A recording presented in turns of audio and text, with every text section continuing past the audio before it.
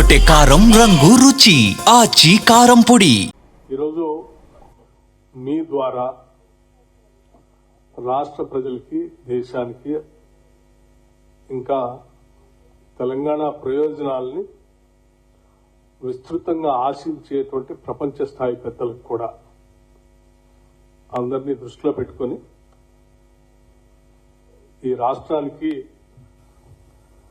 భవిష్యత్తులో జిఎస్డిపి పెరగటానికి కావలసిన విధంగా రాష్ట్ర ప్రభుత్వం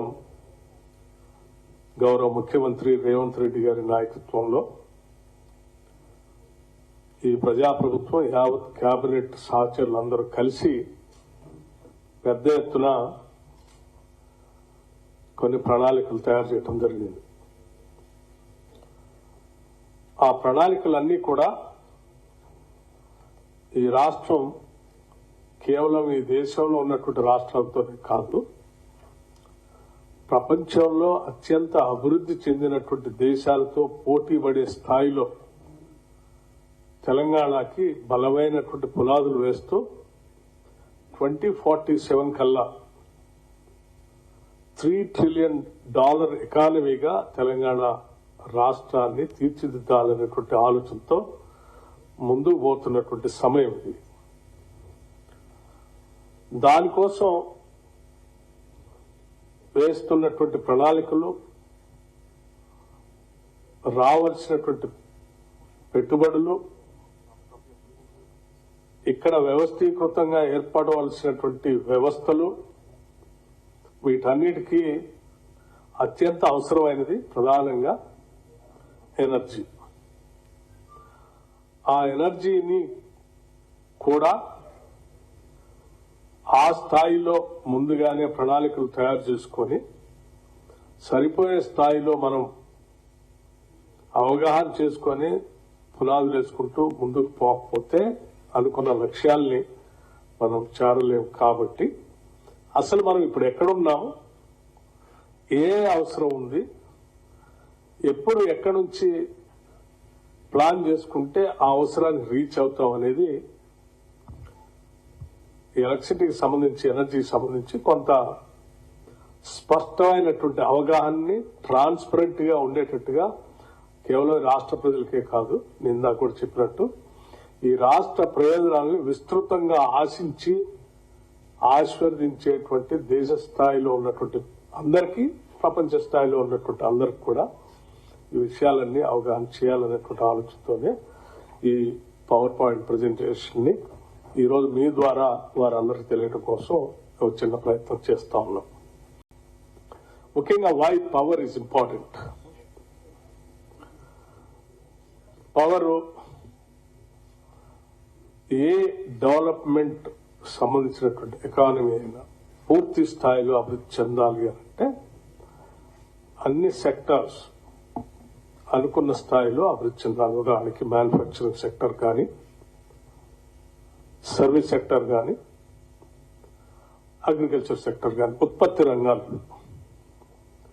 ఈ ఉత్పత్తి రంగాలు పెద్ద ఎత్తున అభివృద్ధి చెందితేనే వాటి ద్వారా ఉత్పత్తి భారీ స్థాయిలో పెరిగి రాష్ట్ర జిఎస్డిపికి ఉపయోగపడుతుంది. తద్వారా మన ఎకానమీ ఆశించిన స్థాయిలో ఎదుగుతుంది.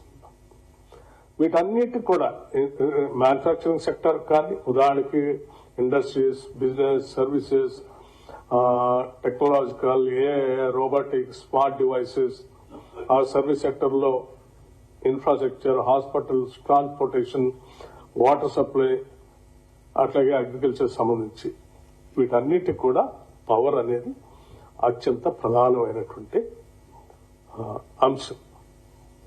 ప్రతి ఉత్పత్తి రంగానికి ఎనర్జీ పవర్ అందిస్తే తప్ప ఉత్పత్తి రాదు. సో దానికోసమే మనం ఆలోచన చేయాలి. ఇప్పుడు ఈ కన్జంప్షన్ ఆఫ్ కంపారిజన్ తీసుకుంటే ప్రపంచంలో మనం తెలంగాణని ప్రపంచ స్థాయిలో ఉన్నటువంటి నగరాలతో అభివృద్ధి చెందాలని ఆశిస్తున్నాం. కాబట్టి దాని కన్జంప్షన్ ఎట్లా ఉంది, మంది ఎట్లా ఉంది కూడా ఒకసారి మనం అందరం తెలుసుకోవాలి. ఉదాహరణకు యునైటెడ్ స్టేట్స్ తీసుకుంటే పర్ క్యాపిటల్ ఎనర్జీ కన్జంప్షన్ బాగా అభివృద్ధి చెందినటువంటి బోతల స్వర్గం అని మనం చెప్పుకుంటాం. దాంతో మనం పోటీ పడటం కోసం ప్రయత్నం చేస్తున్నాం. 12,551 యూనిట్స్ అక్కడ యుఎస్ లో ఉంటే, జపాన్ లో 7,655, China 6,524, Germany 5,904, Telangana 2,349. Though it is slightly above average of India, but United States 12,000, Japan 7,000 change, China, Germany ఇటువంటి దేశాలతో మనం పోటీ పడటం కోసం ప్రయత్నం చేస్తా ఉన్నాం. ఈ 2,349 ఈ స్థాయిలో పోవటానికి పెంచుకోవాల్సినటువంటి అవసరం కూడా ఉంది. పవర్ డిమాండ్ ప్రొజెక్షన్స్ సరే,